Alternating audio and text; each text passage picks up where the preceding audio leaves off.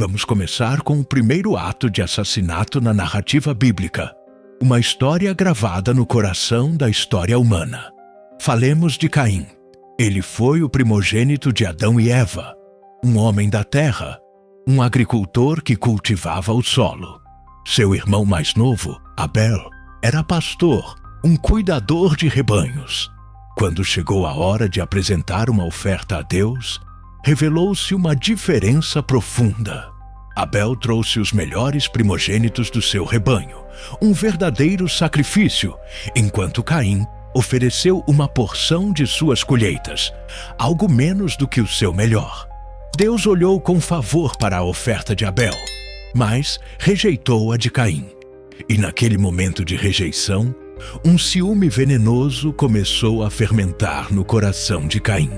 Deus viu a escuridão crescer e o alertou, exortando-o a dominar a ira que espreitava à sua porta. Mas Caim não quis ouvir. Em vez disso, mascarou suas intenções, convidando Abel para um passeio pelos campos abertos. Ali, longe de quaisquer olhos atentos, ele se levantou contra o próprio irmão e o matou. Não foi uma morte em batalha, nem um trágico acidente. Foi a primeira vida humana deliberadamente tirada, extinta pelo veneno da inveja. Quando Deus perguntou sobre o paradeiro de Abel, a resposta de Caim foi gelidamente fria e eternamente infame. Acaso sou eu o guardador do meu irmão? Mas a própria terra clamou, manchada de sangue inocente. Caim foi então amaldiçoado, destinado a ser fugitivo e errante, para sempre desconectado da própria terra que antes trabalhava. Esse relato devastador marca a aurora da violência humana, uma lição contundente de como o ciúme e a fúria podem corromper a alma e romper os laços mais sagrados. Da primeira traição entre irmãos, passamos talvez para a mais infame traição de toda a história. Um ato cometido por alguém do círculo íntimo de Jesus, Judas Iscariotes. Embora andasse com Jesus e ouvisse seus ensinamentos, Judas fez um acordo com os principais sacerdotes, vendendo seu mestre por 30 moedas de prata. Naquela noite fatídica, foi Judas quem conduziu a guarda armada ao silencioso jardim do Getsêmani. Para identificar Jesus na escuridão, ele usou um gesto de amizade, um beijo, torcendo um símbolo de amor em um ato de traição suprema. Jesus foi então preso e levado para julgamento e crucificação. Dominado por uma onda esmagadora de culpa, Judas tentou desfazer seu feito. Procurou devolver o dinheiro de sangue, confessando que havia traído um inocente. Mas os sacerdotes o desprezaram, e em seu desespero, ele lançou as moedas de prata no chão do templo e saiu para enforcar-se. A traição de Judas não foi apenas uma deslealdade contra um amigo. Foi um golpe profundo contra o Filho de Deus, cimentando para sempre seu nome como sinônimo do mais sombrio tipo de mal.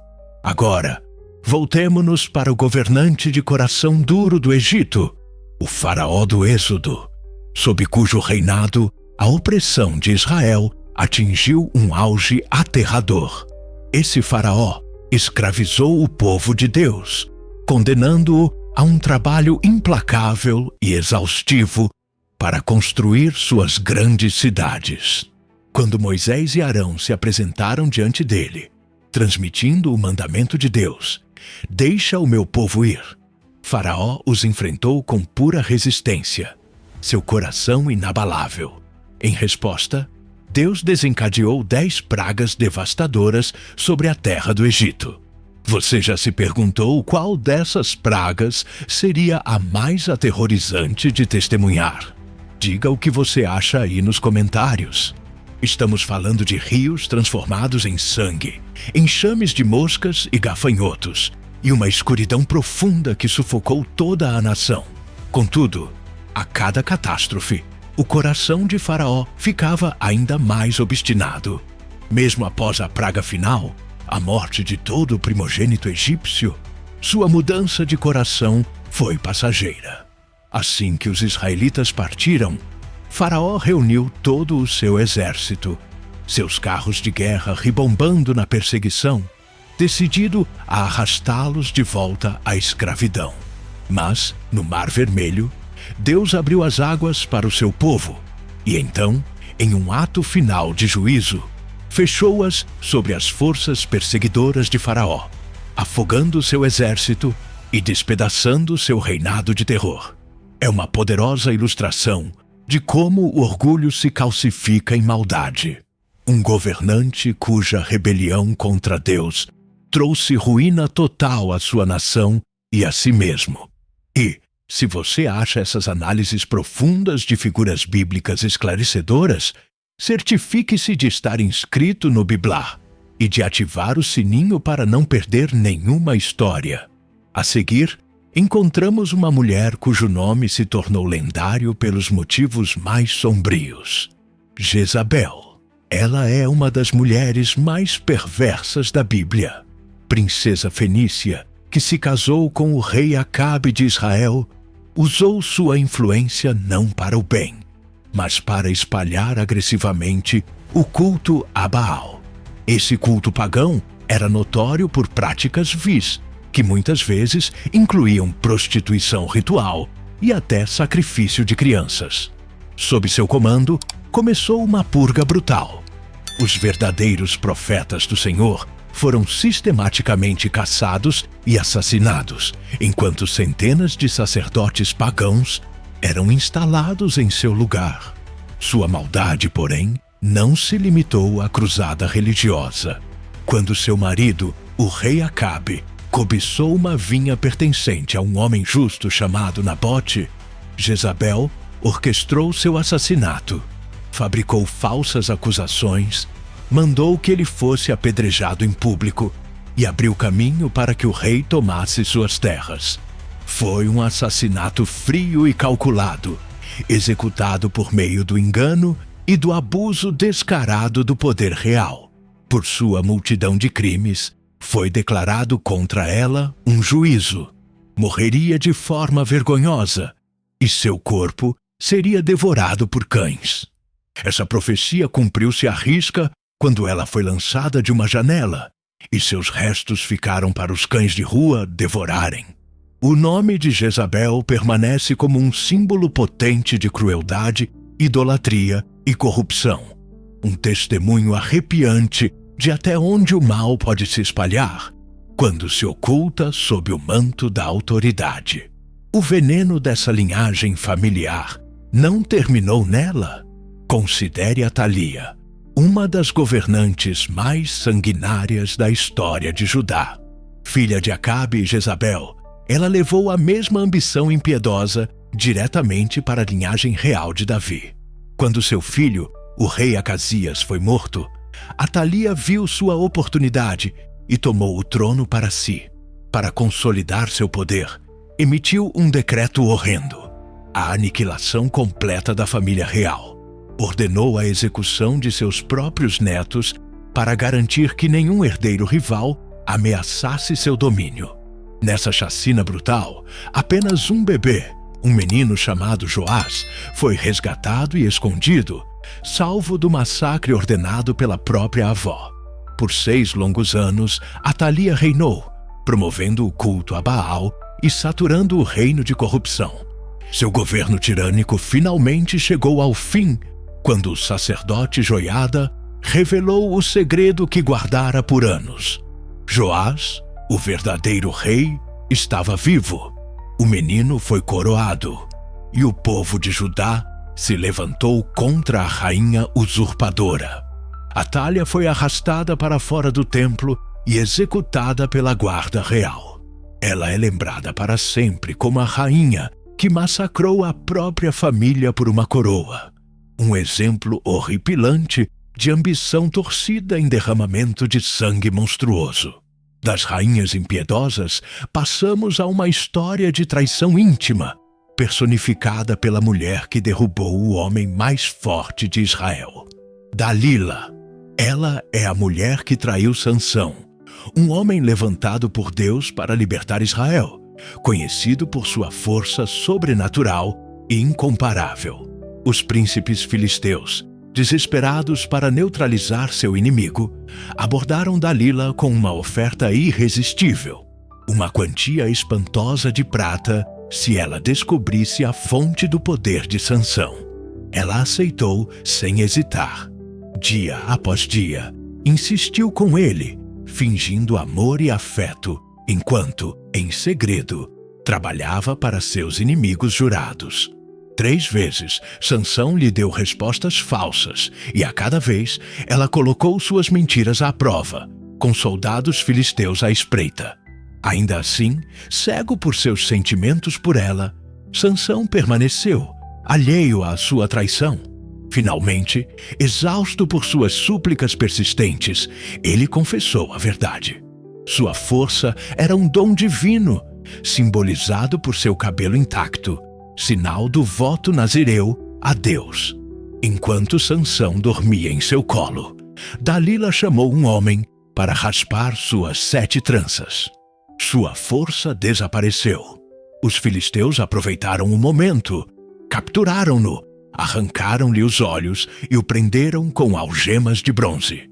Por um saco de prata, Dalila destruiu o homem que havia depositado nela sua confiança.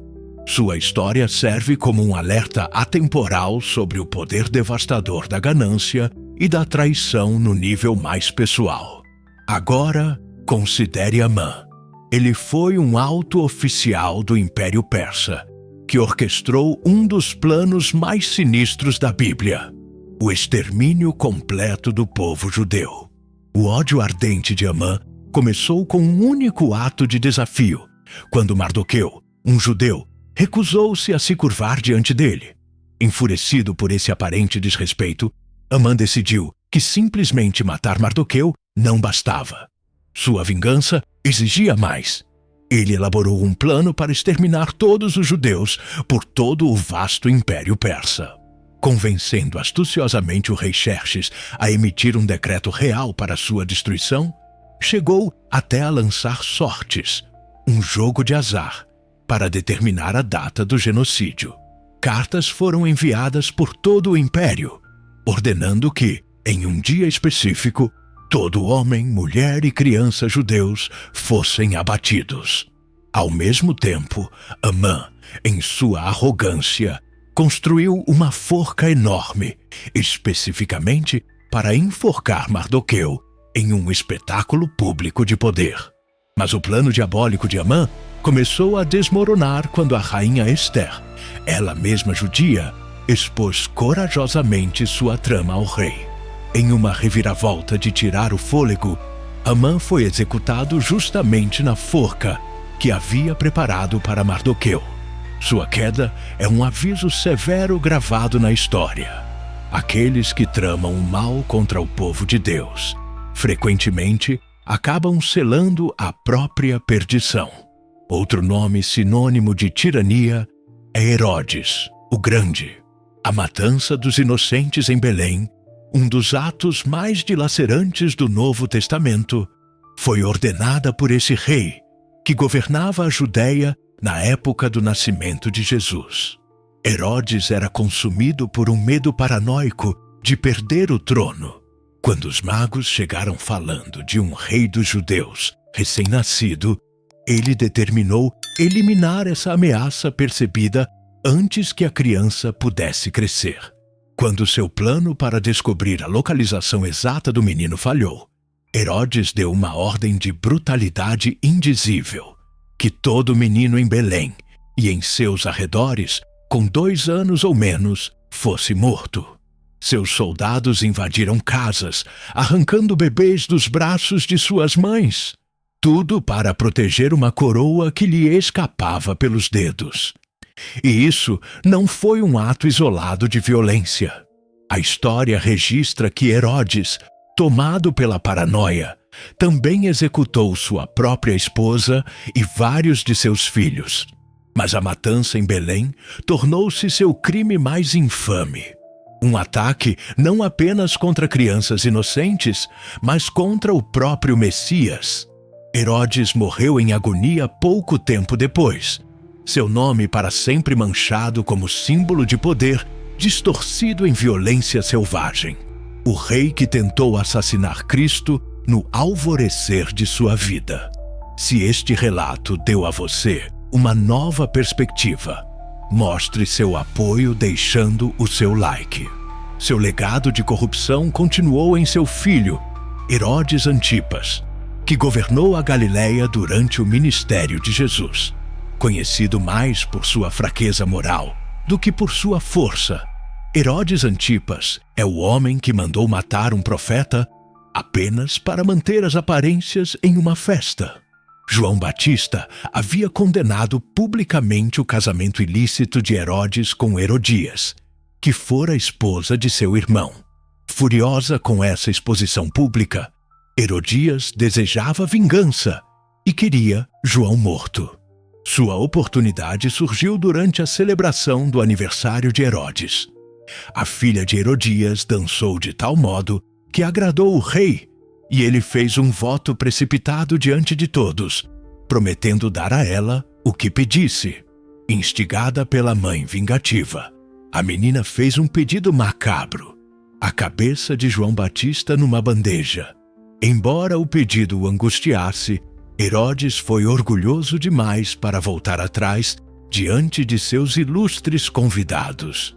Deu a ordem. João foi decapitado em sua cela, e sua cabeça foi trazida ao salão do banquete e apresentada como troféu a Herodias. Mais tarde, esse mesmo Herodes Antipas encontraria Jesus durante o julgamento.